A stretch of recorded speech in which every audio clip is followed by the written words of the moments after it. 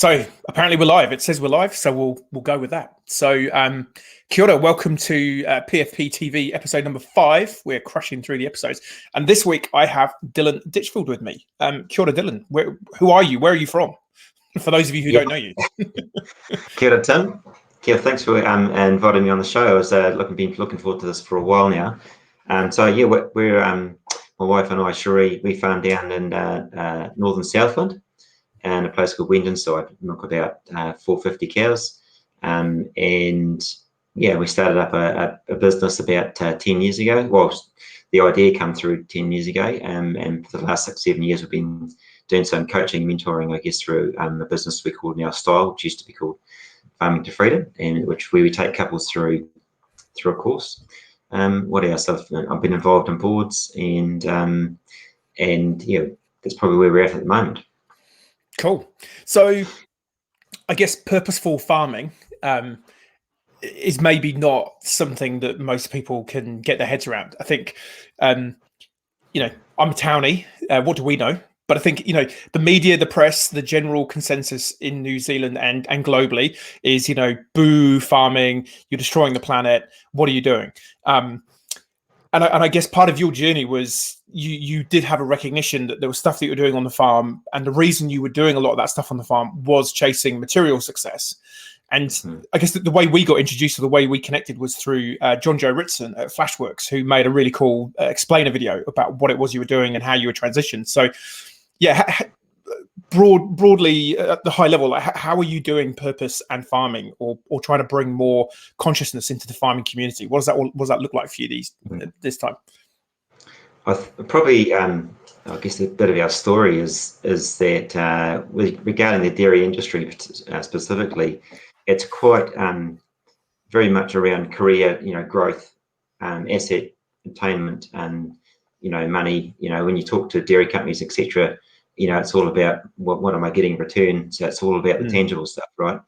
And that's what we were chasing pre-recession, and we went out and purchased another two properties, and started to progress and convert those into dairy farm, and then recession hit, and we're already in debt up to here, and of course recession hit, our income halved, and things went from being pretty tight to being completely chaotic.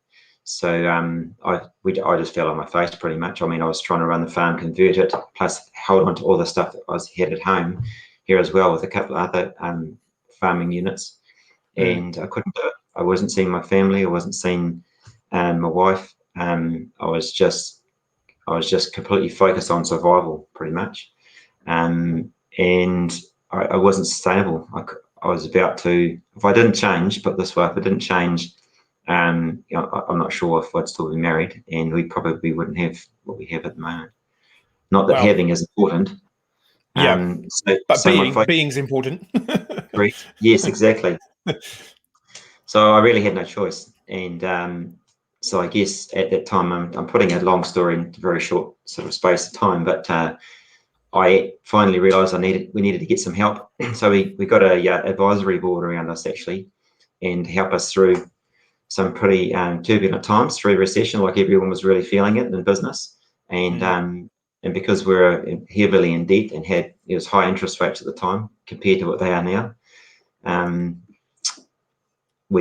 needed to get some structure to my life. So we consolidated the business over time, and then through that experience, we realized that, and we started to get a real people-centric focus in our business. And through that process, Brendan Herricks, who we work alongside with our course now, who's a partner in it, he helped us to find our purpose and values. And at the time, purpose and values was like what's this fuzzy BS stuff? What's that about?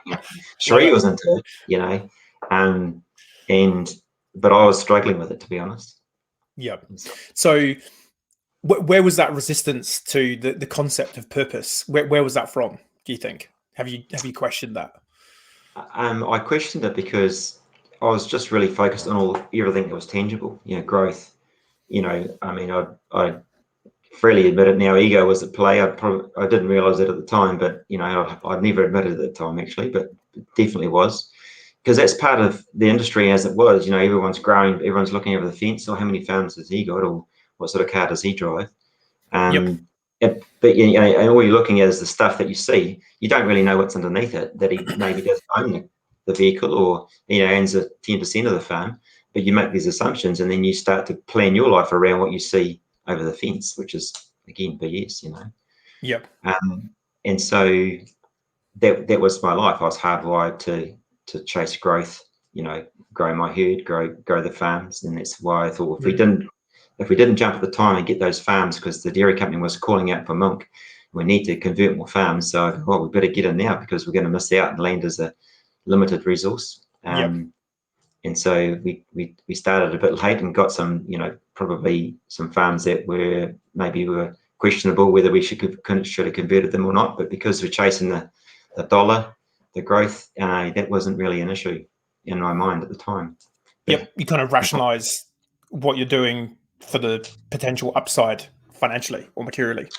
Yeah, we bought this lovely house that we live in just pre-recession as well, and so I was looking for a way to try and find an investment to capitalize on that, and sell down to pay for the house, because the house wasn't going to give me a return, you know, all those little schemes, you know, and of course it just tripped me up and spat me out.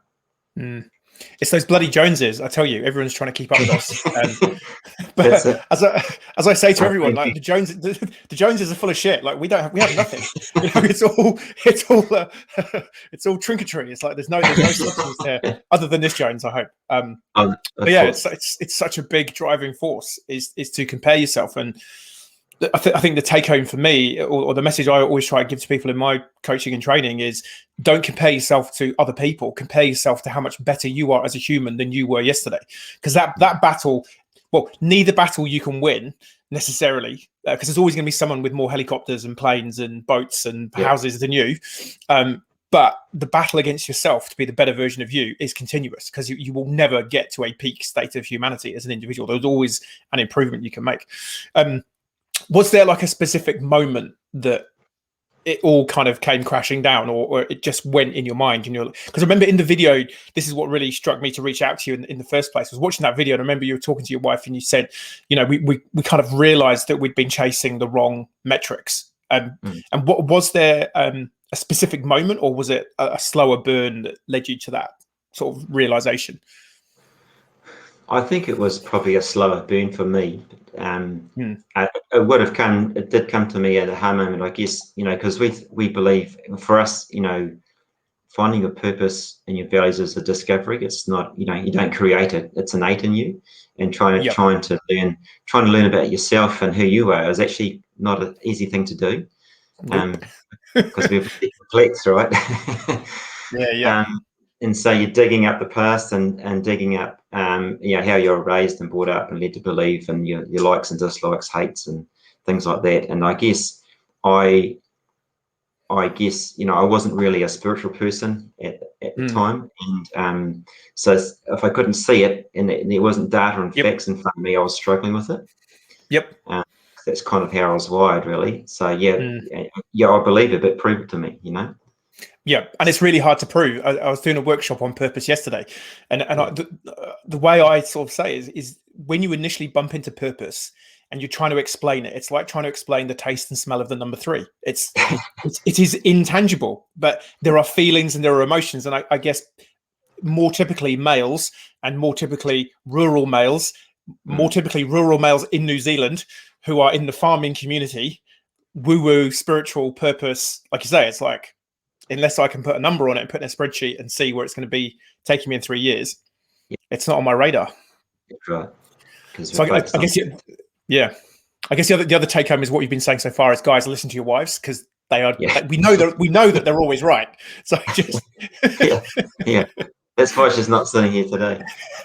Maybe I'll interview her next time. Get the you get a completely different story. So what was so it kind of come together, you kind of realized, okay, maybe I'm not on the path of the highest fulfillment for me as an individual. Plus, you know, you're at a crisis point, you know, with the economic system. What was the first step that you undertook to sort of go, okay, I need, because I guess it's like the archetype of the hero's journey. You know, you go into the depth, the belly of the whale, and then it's like, okay, what was the light that you could see that was taking you on the upward swing after that? Yeah. I guess, well, so the story to lead me to say that I need help, right, was, and it needed to be me that said that myself. Even my wife, Cherie, she could see it all, but she couldn't tell me.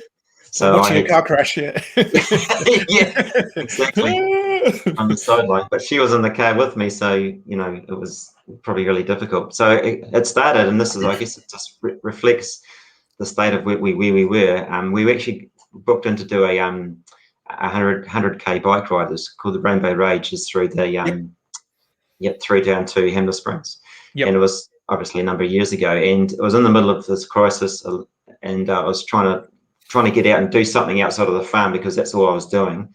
And so, because I was limited for time, I had put in virtually no training, but I'd done a lot of cycling in my, you know, when I was younger, thinking, oh, we'll she'll be right. Yeah, she'll be right. That's my training. That's my training style. Well. How hard can it be? It's only 100 Ks. We'll be all right. Exactly. And Sri had done a lot of training, like she'd put in the effort, which she always does, right? And so I think, oh, I'm a bit of masculine. So anyway, we started off, and I was with a friend as well. And it was a beautiful day, and so, oh, this is awesome, on tail seal, you know, and then we hit gravel, and it was okay. And then the weather started to close in, and by about, I don't know, 3/4 or halfway, I was buggered. But we kept going and trudging through, and by about, we had about 15 Ks to go, and basically it was so cold, I was wet, and I got mild hypothermia with my mate. Oh, wow. And so we ended up sitting in a Land Rover with a heap of other people who were also struggling, shivering, trying to warm up with a heater. And my wife, she was ahead of us, and she finished, and I didn't. And so that was a big, shit, okay, I need to sort my shit out here. And that night I said to Cherie, this is no good. So that exercise was a reflection of our business and how I just threw myself in it. And I said, we need to get some help. So we went and saw a business advisor, Brendan, who I mentioned, who's a big part of what we do now. And he took us through a process, which is pretty much the course we run now. We get couples to go the course. He took us through that as individuals. Super cool. Yeah, there's so much gold there. I think guys in general, it's like, she'll be right. I'll just give it a go. How hard can it be? And sometimes that's good. I think we need an element of ballsiness to sort of just, what's the worst that can happen? I end up in a Land Rover. I've been hypothermic twice. Once, once in the army when I was in the reserves, and once at school. There's an event you do called 10 Tours in the southwest of the UK. So you walk, it's a 45 or a 55 mile walk. I got hypothermic. Don't remember a thing. Ended up being casevaced off in a helicopter.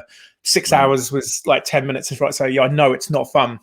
And I guess that's such a cool metaphor. Like you had these twin crises, and as we were sort of saying just before we kicked off the call, people only change when they're sick and tired of being sick and tired. And I think I guess the take home for anyone listening is, if you're feeling sick and tired and you think it can't get any worse, well, that's actually a good thing, because, and I think this is what I love about all the what would you call it? Like the mythical archetypes. It's like the hero story. Like at the darkest hour, that dawn is around the corner, and so I guess it's almost relish the fact that you've hit rock bottom, because it's going to get better, and you have no idea how much more amazing life will be once you've gone through the rest of the journey.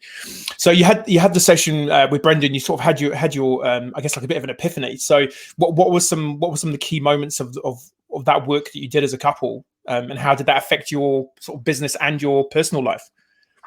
I guess we needed to. If I think back to it, there's a series of things we did, and we're working on lots of different things within the business, and one was to get some structure, so really understand governance. We put a governance board around us, so they brought accountability to us as well, to running our own business, and helped us and guided us through, okay, do we need to sell down to consolidate and all those sorts of things. And my brain at the time was a bit of a mess and a bit of a mush, so I had to bring some clarity to the board, which brought clarity to me as well. And then getting a real people focus, so handing down responsibility, because I had all the responsibility on my shoulders, and so learning how to let go. So I've got a saying I tell myself, letting go while you grow, because You can't actually grow Nice. until you go shit. Nice.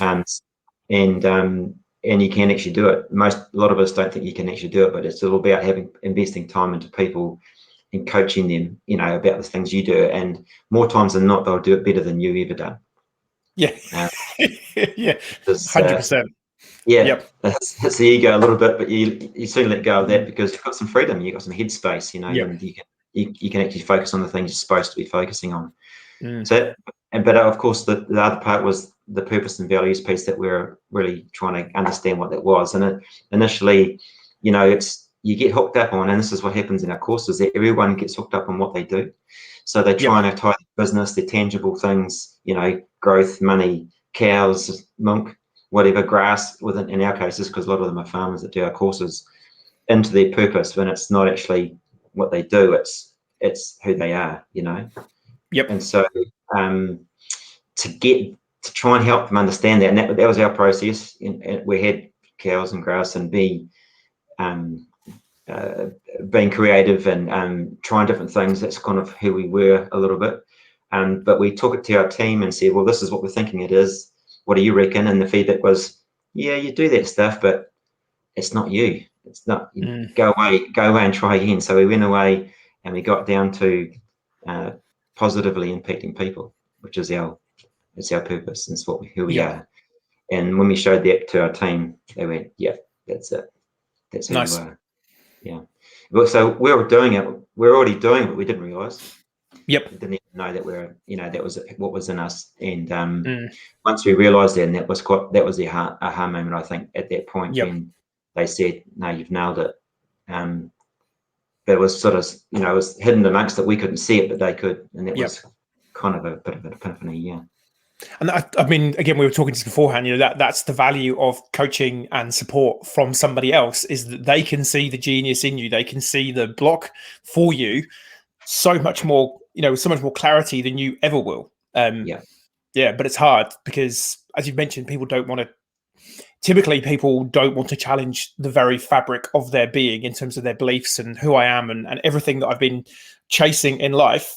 That was a really big thing for me, was to sort of realize that everything had been a bit of a lie almost, or a ruse at least. It's like I've been set on this path that wasn't one that was the right one for me. And who did this? Why have you all done this to me? Whereas, theoretically, school, society, parents, family, you should have the unconditional love to let me go and be who I could be, for me to have my best life. But that systemically seems to be the big challenge for most people in the Western democratized world, is it's like, no, you need to go and do this because I want you to go and do that, or it's going to be good for you. It's like, but is it?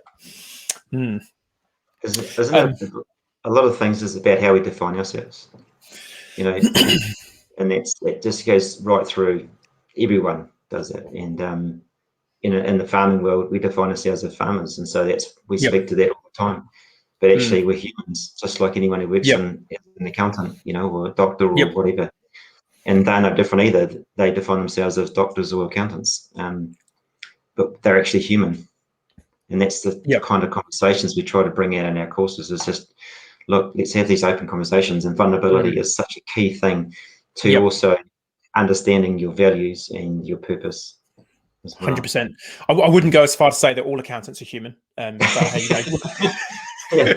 sorry, I love picking on accountants because I hate spreadsheets so much, and I don't really do numbers, so they're just like my natural go-to pick on. So apologies to all accountants. I love you all.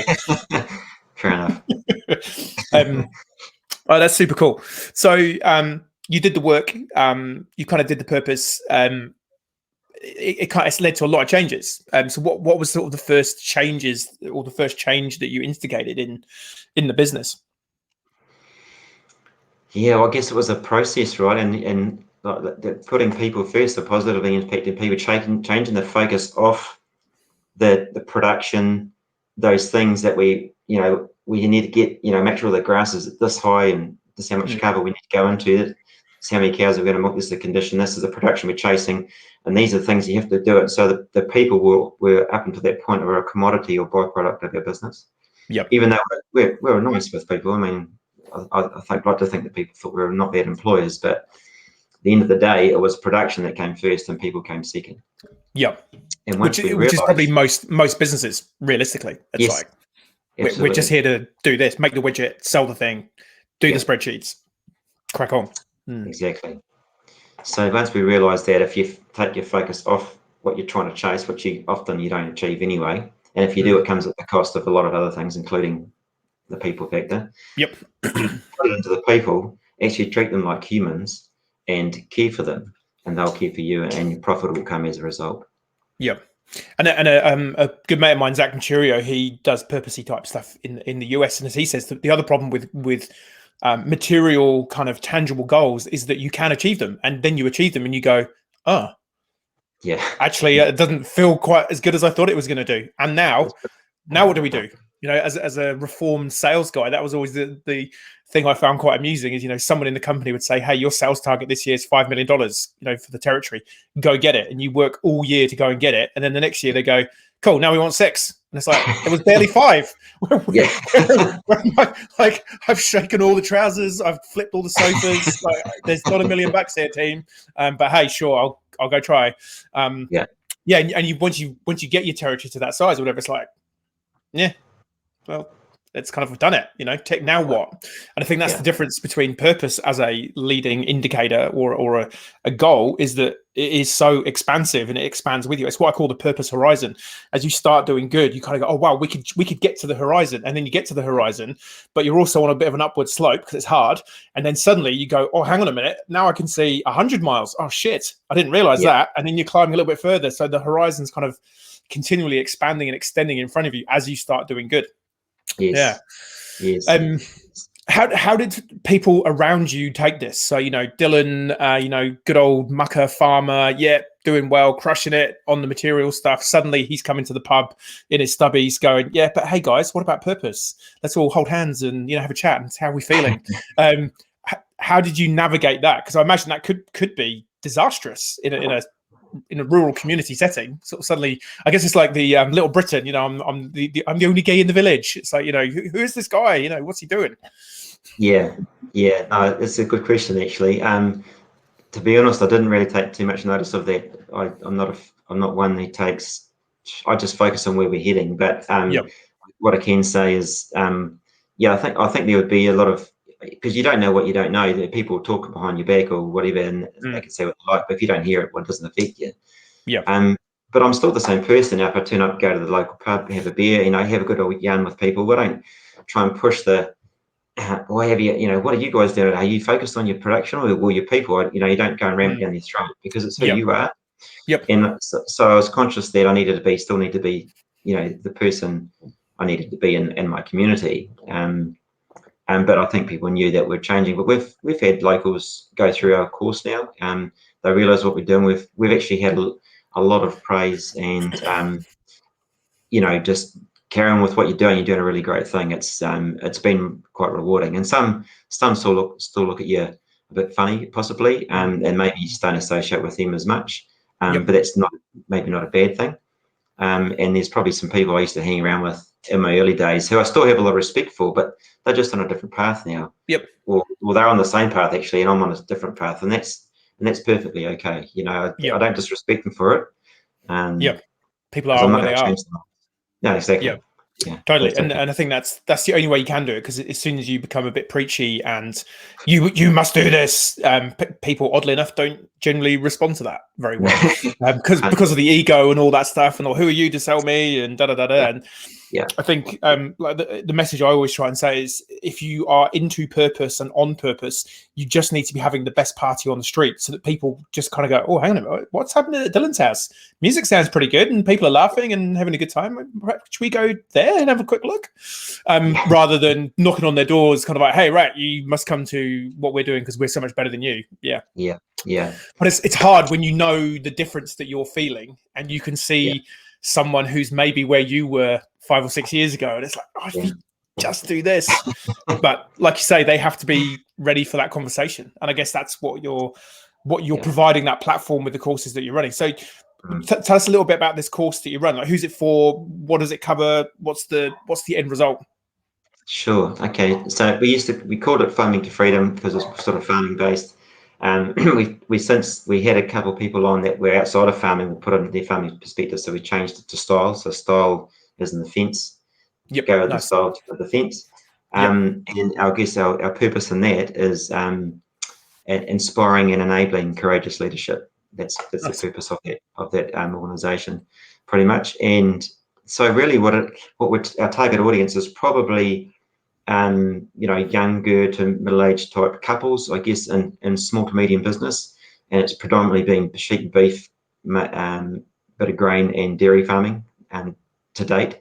But really, we don't speak to farming, as in we don't present to farming. We speak to business, life, and leadership, and they put it into context within their business. And so, what we saw, when we started the course, we wanted to point a difference. I guess you go to a lot of courses, particularly as farmers, because they're hands-on, practical people that like doing stuff, right? And you start to talk this sort of business jargon, well, just goes over their head. So I guess the application the difference there we wanted to bring was that let's bring the people who are good at the subject. So we're bringing facilitators to present the information, and then Cherie and I will talk after that about what it was like to implement that and what it looks like, what it feels like as well. So the pull and push and pull of the husband and wife duo. Because I'm, typically I'd be in amongst that, Cherie will be in the office here trying to get stuff on paper, policies, and I'll be trying to get out the door with my gumboots, so I want to get some hands-on stuff, which is important to me. But she needed to get stuff out of my head on paper so that we could hand down responsibilities. All those sort of, and when we're talking to that, the couples there are going, and and the wives are so nudging. Familiar. See, I told you, sort of thing. And that's, I guess, one of the biggest things is that, or what I realised is that my wife, she's got a professional background as a physio, but not to say everyone should have a professional background, but there's so much that she got offered that I didn't even realise, and she didn't realise that herself. So that was kind of a big realisation for me, is that I needed to get her from the back seat. She was always supporting me, patting me on the back, picking me up, feeding me, and go to it. To now get her in the front, because I was, during that recessional period, I was the freight train. The truck going out of control, gathering speed, and she was the little car handbrake trying to pull me up, and it wasn't working. And now that she's beside me with the controls, and that brings diversity of thought. So I've gone off on a tangent here, but that's kind of the couples thing to help the males realise you've got someone right beside you who's got so much diversity to bring, to challenge you, but in a good way, because healthy tension is a good thing. To help your business more robust, more resilient. And remember, it's actually two of you in it, not just you. You need to consider everyone in your business. So that's probably our target audience, although we've had some single people through as well. And accountability was the other piece. So we've learnt of a guy called Chris McLennan, who delivers one of our modules. He used to be an army trainer, and he's the king of accountability. So he's taught us how to build accountability within the course, so that we didn't want people just to come and take information away and go, "Oh, that's pretty cool," and then slide it under the carpet when they get home. So that on the first day we build. We talk about, okay, what are we going to get out of this team? What's the rules of engagement that we want to do? What do you want to take away? Is it okay just to take it home? No, it's not okay. Then so what's going to make us do that? And then they actually come up with the consequences if, say, the homework isn't in on time. And it's all a bit of fun. But I tell you what, it works. It gets the homework in, they get the implementation happening in the business as they do the course. And that's the really fulfilling part, because you see so many light bulbs coming on as you go through the course. It's pretty out there. Nice. I think light bulbs. I think it was Thomas Edison who said, "Ideas without action is just philosophy." Love me a bit of philosophy, but like you say, if you've learned some new stuff, you've got to go and try it, because that's right.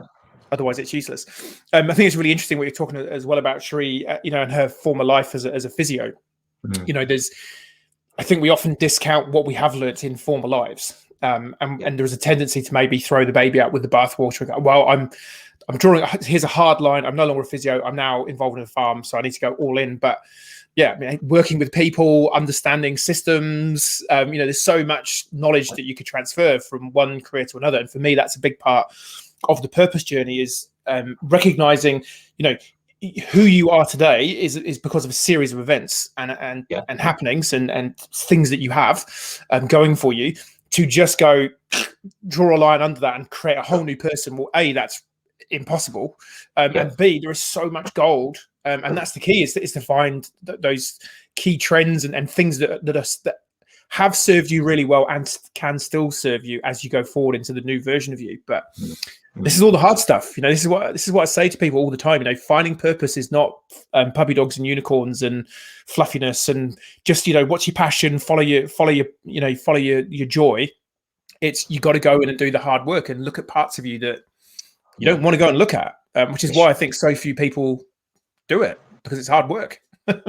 You hit on a really good point. All you're saying, I completely agree with. It's what I was saying now is I look at things when people are going through hard times, or even when we're going through a bit of a I guess, like the other day, I've been on the board and I went up for re-election, and the selection board decided not to reappoint me. So that was a bit of a you kick to the guts, but I realized that, because basically it's your ego at play, and I had to go, okay, mate, Dylan, that's your ego, put that aside and understand what this does now. Is like, cool, I've got some headspace now, I can put my time into my business and do some really other good things, and not, but it does affect you, because it's like you define yourself as a board member, right?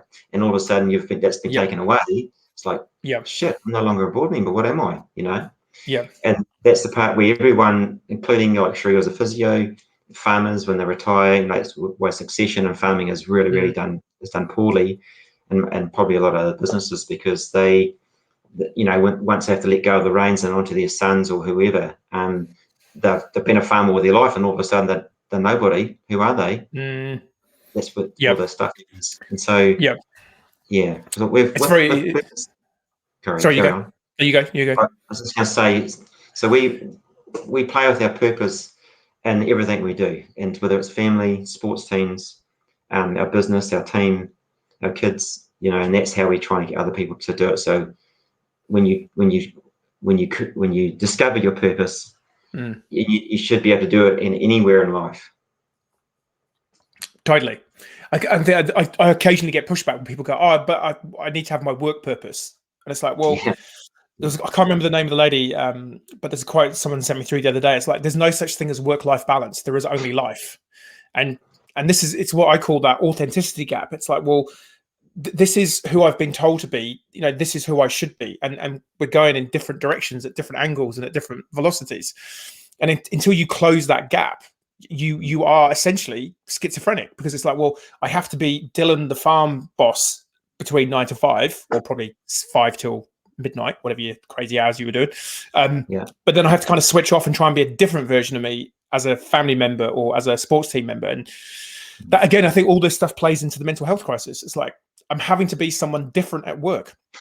You can't carry that baggage and that bullshit for X number of years and not expect the subconscious part of your brain, which is so much more powerful than your conscious part of your brain.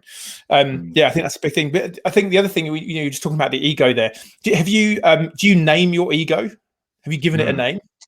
Because that's something that I learned a few years ago. Now, so I call my ego Dick, because he's normally a bit of a dick. So it's like, hey, Dick, appreciate that. I like where you're coming from, but you know what? We're good today, thanks. We don't actually need that comment. So the rest of us over here, you crack on, have your thing. But that's, you get that rejection. The immediate thing is that need for approval, that like I say, that sense of identity. Actually, I don't know whether you've had like a download session with them, but it might be that they've gone, actually, Dylan's way too advanced for us. Like he's pushing us too far, But immediately with the negativity bias, you go, I'm not good enough. They didn't like me. I'm an awful, And if you let that spiral completely out of control, you quickly, in resentment, anger, stuff the world. Well, that's it. All boards are useless. And it's really easy to do that. So That's right, and we had a discussion with them, and I'm perfectly happy with it. But it could be, which there was 3 positions on the board, and there was four applying, and the other 3 were excellent, and they had a really hard choice doing it. So but had I not got the feedback, then I might have felt, oh, I'm a loser. Sort of hard done by it. Yeah. What do they know? Yeah. Exactly.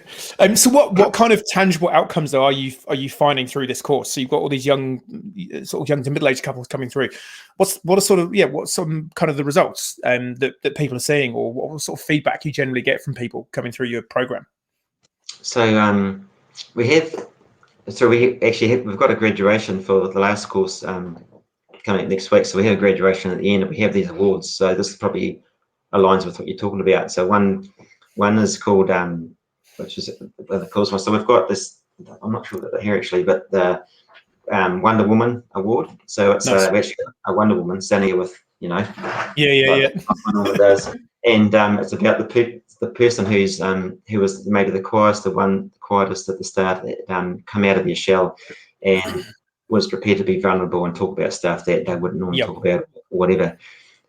So that we see a lot of that. A lot of people actually express their thoughts and ideas, because what we do with the couples in the business in the course is that there's normally one that's quite outspoken, is talking all the time. So we ask them in a way, say, how about we let's go to the other part of the partner and is that true? Yeah. What do you think? Sheree's like, no, he's a liar. So then you start, the aha moment comes on. Oh, she's got a voice. Oh, she actually can think. And so when you see the couple alignment is another award we do, which is bringing, because we had a lot of times we have guys running ahead, don't know how to let things go, and that's the other one, is letting go while you grow is another award. So send space in the head, because they've managed to get stuff out of their head on paper, letting stuff out, and then a lot of the time they don't necessarily grow their business, because they realize that what they're doing they just really enjoy. Growth isn't what they're after as far as asset growth. Sometimes it is, but they're able to do that more sustainably and be more resilient with it too now. But it just becomes way more enjoyable, and they're actually spending more time with their, like, we're catching it with participants that have done the course a few years ago the other day, and this couple who he was an ex-banker actually, and he focused on business and numbers. You'd hate him because he's one of those people. Yeah, he's definitely not human. Yeah. Well, he's turned into a human now. He's turned into a human. Yeah. So they've sold down one of their businesses, and they're spending time away at their holiday home that they bought, because that was one of the things they did during the course. And he's a complete different person now, and I couldn't believe it when even to the point where things like going hunting were normally go out and go hunt a deer, so you'd be chasing it down, all you focus on is shooting a deer, where he hardly saw any, but now he sees deer all over the place, but he's not actually focused on shooting. He just wants to observe and be present, and and his son's running around trying to shoot them, but he can't find them because he's not present.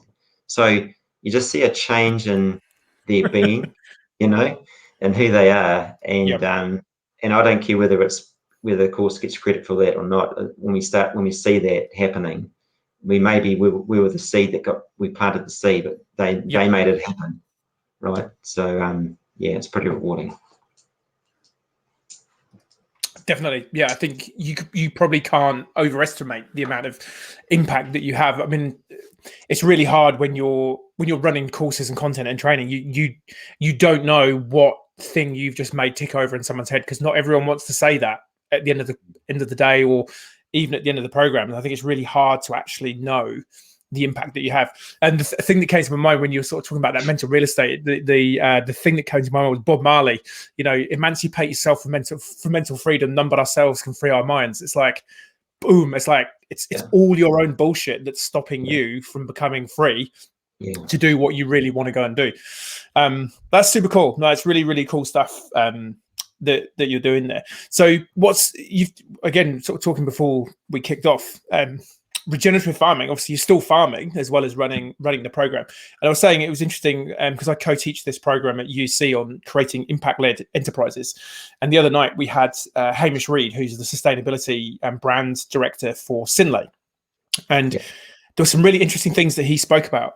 Firstly, they don't call themselves a dairy company anymore. They call themselves a milk company, because they've realized that in a few years' time, they may not be getting milk from cows. They might be getting milk from other sources. And I thought, well, that's interesting. But they have some very, very big ideas and targets around completely transforming the dairy industry, or I guess farming industry more broadly.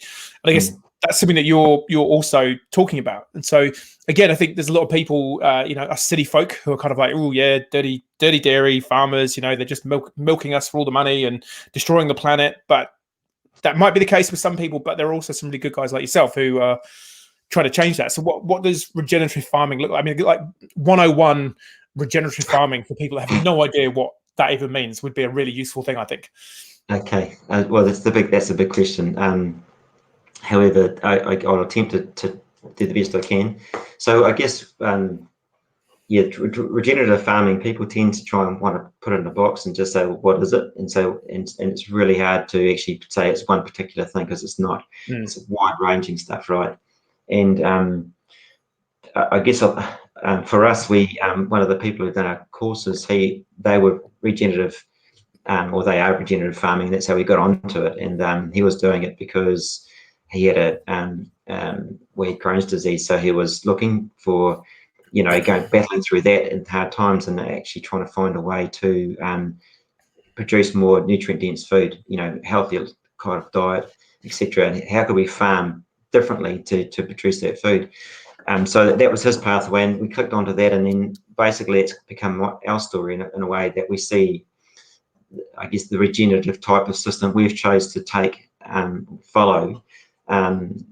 We see it taking care of a lot of environmental issues, global change issues, animal health. So when you got the animal health happening as well, you've got food nutrition, healthier food that you're producing for the people, communities. But what we're finding also is that our people, our teams are really, really a hell of a lot more engaged than they ever were, because we're no longer this commercial farm that produces milk, with chemicals and the conventional style of farming. We're actually looking after the animals differently and better.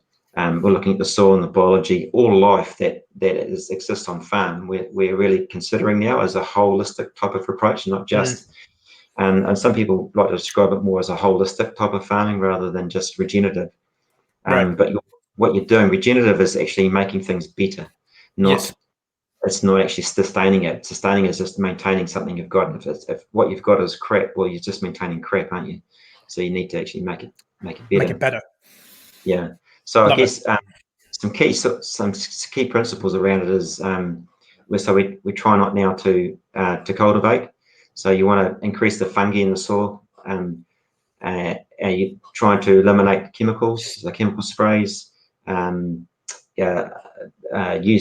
using our animals to graze differently now to get higher covers, so no bare soil on the ground.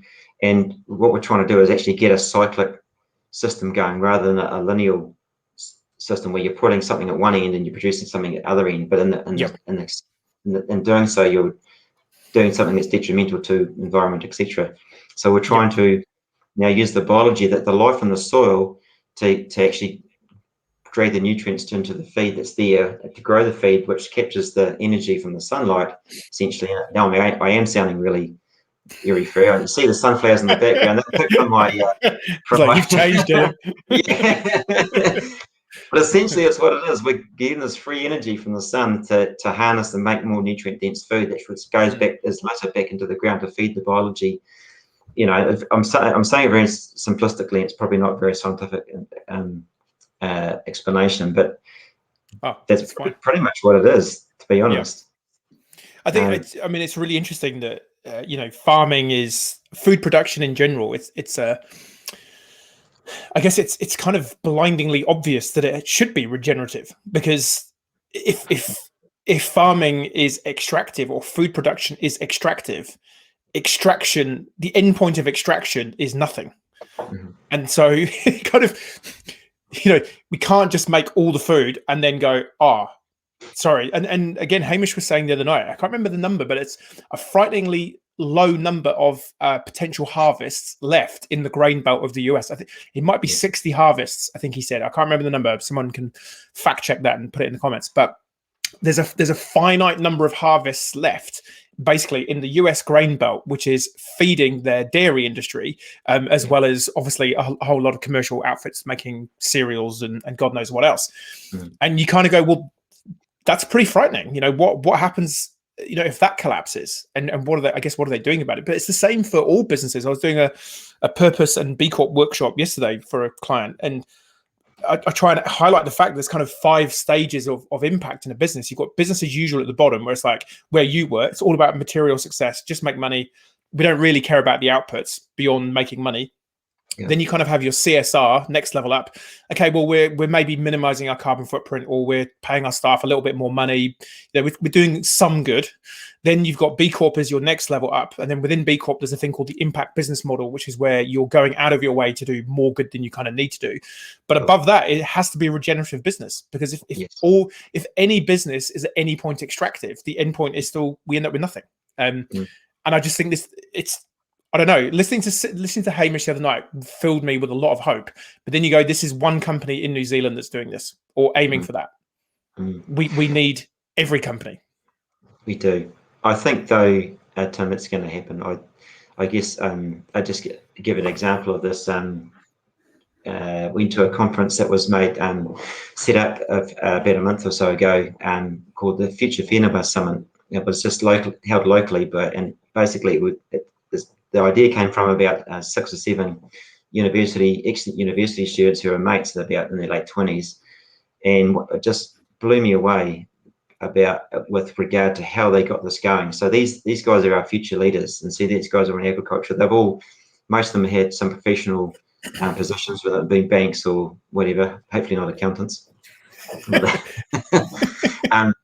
And so they come up with an idea, and they go, "I've got this idea. What do you think?" "Yeah, okay, let's make it happen." So they just network. There's like completely, trust is not an issue, and within 3 months the summit is happening. And so they had people like Damien O'Connor speaking, and 25 other speakers who were really, well, a lot of them were quite influential, and it was held in a paddock at the back. They had set it up for other things, so it was really that feel. It was kind of a regenerative feel, but it wasn't just about regenerative. It was also had people talking about energy, the future of energies, and tourism, agritourism, and things like that. But what inspired me was that I think the future of our industries and it lies in our children and the people that we see coming up through the ranks. And these people coming through, the next generation, they want meaningful work. You know, that they don't care so much about the money or whatever. They want to make a difference, right? And so that's where those businesses will start to change, because they're going to be coming through, and the old conventional thought that they're going to be signing off and going to their mansion somewhere, and good luck to them. But at the end of the day, we've come to this point for a reason. I don't hate or despise anyone because if we've got to. I think it's just the evolution of humankind that we've had to come to this point to realize. Just like you say, when you're in the dark valley of despair, you find the gold and you climb back out of it. And I think this is where we've come to as a human race. There's some we can get really woo-woo for a second here. I love me a bit of Carl Jung and his psychotherapy and psychology works, and in his book, I think it's in his book Ion, he talks about, there's a song from the 70s, the beginning of the age of Aquarius. Well, we are moving into the age of Aquarius, and Jung theorized that the age of Aquarius was humanity coming into its true consciousness. And I don't know, I mean, like, there's some proper woo-woo stuff there, but you do look around and you go, there's stuff happening. Like I was talking to someone last night, Ollie Milliner from he's in the UK. He was the sustainability manager at Kathmandu, who led them through the B Corp framework. And he's just saying, like, in the UK, B Corp is just going nuts. And he literally said it's like there's just been a sea change of consciousness in the UK. People just suddenly get it. I don't know. It's like maybe Carl Jung was. I kind of feel like there is a zeitgeist change. Like you say, you've got and if business leaders, business owners, humans are in any doubt, like, the evidence is overwhelming that customers, employees, and investors want to support businesses that are doing good. It's overwhelming, the evidence. And if but I guess it's the old thing, there's the rational argument. Well, here's the data, but it feels good and it's the right thing to do. And on your deathbed, you'll be able to look back and go, do you know what? Actually, that was worth it. Instead of like, oh fuck, what did I do? Oh, it was all... Well, that's it. I mean, we say that, and often Brendan, when he speaks to us, to our crews, it says, you know, talks about, you know, at your funeral, what would you like people to say about you? But the truth of the matter is, people don't care about what you do; they care about how you make them feel. Totally. And so, you know, and they won't remember what you had. They won't go, no. oh, he had that 2021 BMW 3 Series. Oh, it was so. I mean, there might be one person at one funeral who goes, oh, he had that great car. But like, the phrase I use is people won't remember what you had. They'll remember what you did and how you did it. And we're so focused on the rest of it. How old are your kids? They've all, well, one left home and came back again, so you boomerang back. Boomerang, yeah. So they've all left home, left school, I guess. So what are they? 19, 21, and 23. And have they? I guess they might still be. Are they boys, girls, mixture? No, so 2 boys, 2 older boys, and 1 younger daughter. So the 2 boys are probably still just grunting and not really forming cohesive conversations with adults yet. Joking. But have they noticed? Like, have they expressed anything? Have they sort of said, "Hey, mum, dad, like this is really cool. Like we see what happened here," or are they? Yeah, how did they react to it? Because people closest to you can often want you to stay as you are because they have more to lose in many ways than you do when you change and transform. It's a brilliant question. So I guess when we're going through that growth phase, and they were just wee kids, and then we certainly, when we got into that, when we went into recession and things weren't looking very good at all, they were seeing me. Basically, I wasn't home. They weren't seeing me actually, and I was trying to help coach the team, but I was always late or I wasn't there, so I was very unreliable because of trying to just survive, right? And so when you ask them, you know, even people that we employed here said, look, if buying a farm or progressing like you have means that I live the lifestyle that you do, then I don't want to own a farm. So that's basically the feedback that I got, to say, holy shit, I'm doing all this stuff, and I thought I was inspiring people, but I'm just putting them off by the way that I live. And so that was big aha moment for me. And so once we've been changing, our kids have seen, they're old enough to see the change in us and how we, particularly myself, I guess, and how we've now devoting ourselves to our purpose and who, you know, and understand who we are. And more recently, in the last couple of years, Sri and I have been going through a real spiritual journey as well. And so they've kind of been watching with curiosity of that sort of thing as well.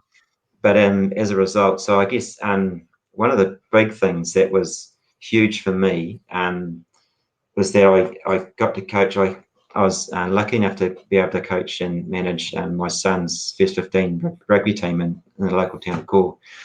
And so basically, I got tapped on the shoulder, said, no one else is putting their hands up. Can you come and coach? And I says, oh, shit. So I'd love to. Okay. Yeah. So I said on one condition, that I can play with this building culture stuff and do all the things that we've learned with the team. Oh, I like it. Yeah, whatever. It's like we just need a coach. So I started coaching, and this is really dear to my heart, actually. So with these teenage boys, and my middle son was a part of that team, we took them on a journey, and really, so we developed a purpose and some values for that team as well. Wow. And I was kind of still new at this stuff at the time, and trying to understand how to derive that from a bunch of teenage kids. I was struggling with a little bit, but we're getting there. And by year 2, the second season, we'd nailed values. So we had a boot camp. So we got that guy, the accountability king guy, and then we did a boot camp. I bet they liked him. Yeah, they hated it, and then they loved it at the end. But yeah, but, through that whole process, they came up with values and purpose, and their purpose was growing. She was growing young men, and growing into good men. I can't actually. It just eludes me. But it basically was about growing them as people. Yep. And rugby happened to be the medium that we're growing them in. So, we brought accountability, we brought in all those things we teach in our course, for example. And so in that second year, we entered 3 competitions and won all 3. Wow. and our focus wasn't on the results, it was on ourselves and our culture, all those things we've just been talking about. And that just blew my mind. It blew the kids' mind. It's like, I wow, bet. what is this stuff, and Yeah. it was incredible. That's where it's at. That's why I call it purpose-fueled performance. Because Yeah. people underestimate the power. It's like nuclear fuel. It's like it's almost like nuclear fission. No, nuclear fusion, not fission. It's like it's a never-ending source of superhuman power Yes. that people just aren't aware that it exists. Yeah.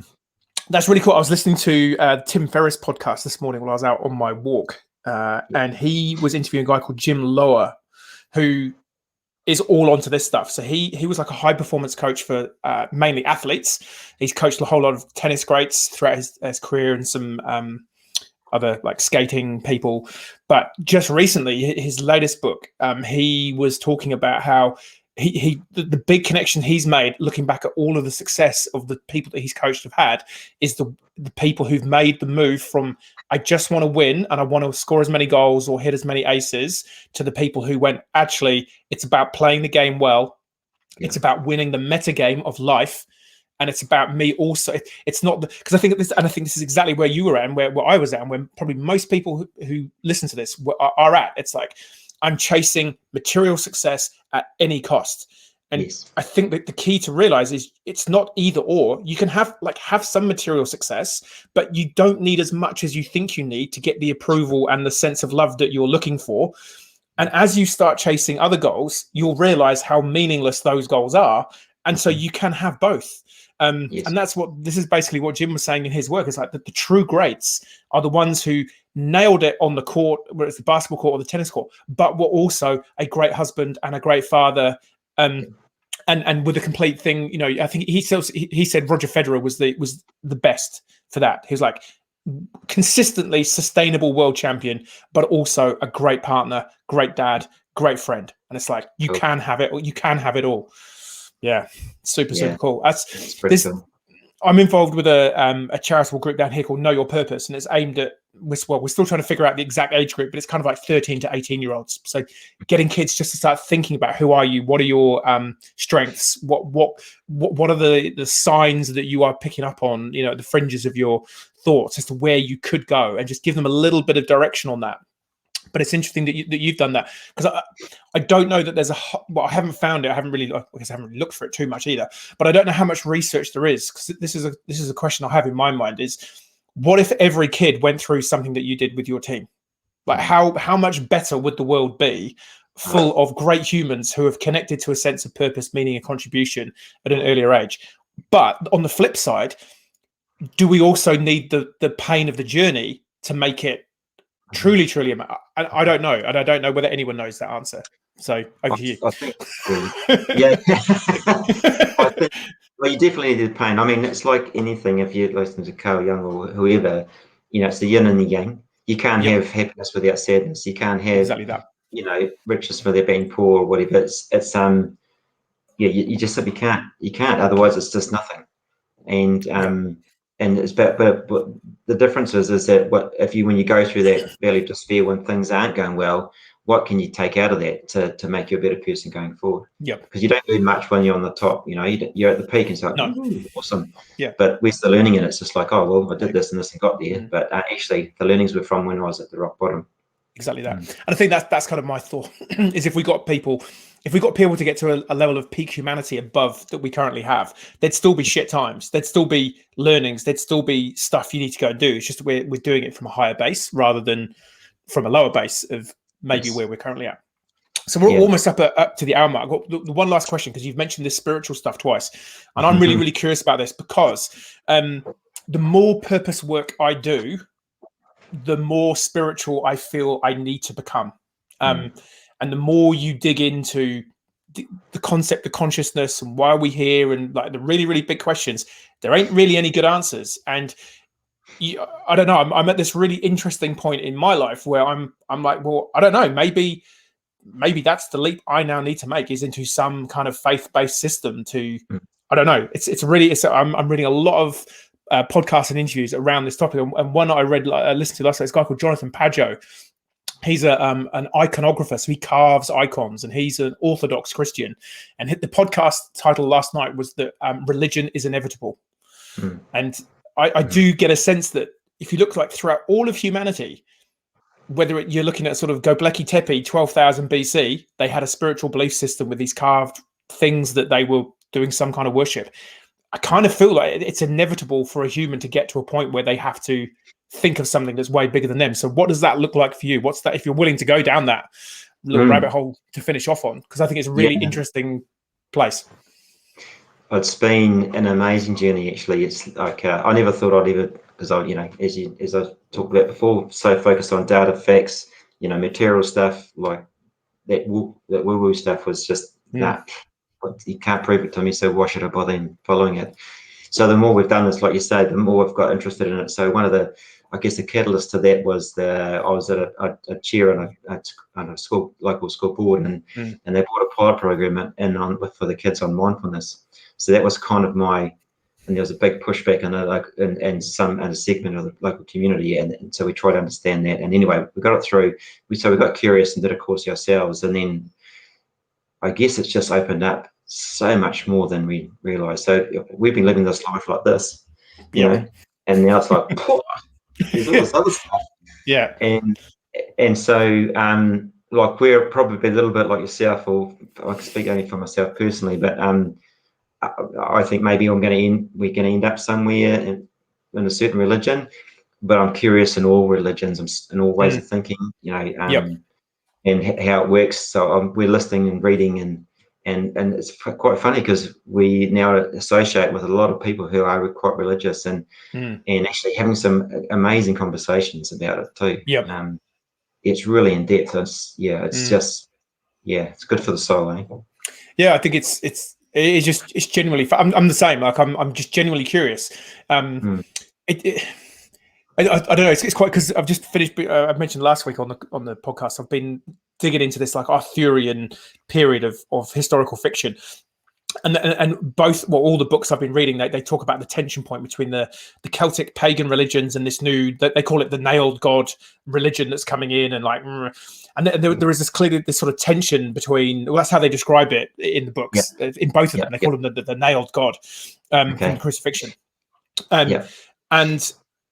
Yeah, there's like some of the Celtic pagan stuff. It's like it's quite cool, and that's obviously a big part of me because that's my Welsh heritage. I have, and that's my dad's side, but my mum's side of the family is kind of Irish ultimately. So there's deep Celtic connections in me. So there's an element of me that kind of like, wow, like they have like the sun god, the moon god, they have this god, they have that god, and you can see. Like, have you ever watched any of those programs where they put people in Alaska and it's like last man standing or last person standing? They have to just survive for however long. And it was really interesting. Like this one guy, I think he caught a bear or some big animal. And clearly he'd gone a bit troppo, being stuck on an island by himself for 50 days or whatever. And he'd skinned the animal and he was like worshipping the bones. And you kind of go, you can totally see how early on, because a lot of the original or very early religions were animal worshipping religions, and you could see how you would get to that point of being stuck on an island on your own for multiple days. That suddenly the bear has a it's your survival. It's and you kind of shake your fist at the wind and the sun for burning you. So you can I just think it's really interesting. But so for me, there's this kind of like, I like the idea of some of these pagan religions, but then you kind of go, well, there's a lot of stuff in there that if you're going to go into that, theoretically there was druid sacrifices and all that kind of go, okay, that's not so cool. It's just interesting. There's a whole. This is like a whole other. Maybe this could be your next level course for the for your people. Is that right? I'm just a learner. Yeah, because that's where I kind of feel like with my work, it's like I can help you get to the purpose journey. I can help you work out who you are and what you could be. But there's kind of like I don't know. Maybe it's not me. Maybe there are certainly other people that can guide you on that journey. But it's interesting. Some kind of belief in something bigger than you. That's at the heart of purpose. And I think the more purpose you connect to, it's kind of inevitable that you start thinking that way. I think you're right. Like with regard to purpose, I mean, it's the spiritual stuff is part of it, but also I guess a link to that. We're quite interested in Māori culture and how Māori, they're tied to the land. And so we're thinking around succession now within our own business. What would it look like if nobody actually owned the land, but we all belong to it? As a Pākehā race, rather than being, you don't have to be Māori to do that. So all those, so the purpose journey has really opened so many doors, and it's a really good feeling. Love it. What a great place to end. It's a great feeling. You heard it here. Get amongst it. Hey, Dylan, thank you so much. I actually think this has been one of my favorite podcasts. Don't tell the other guests. But I think maybe we need to do a second one in the future and go really deep in on this spiritual stuff. Maybe we'll give it a year so that we can both go on the journey a bit more.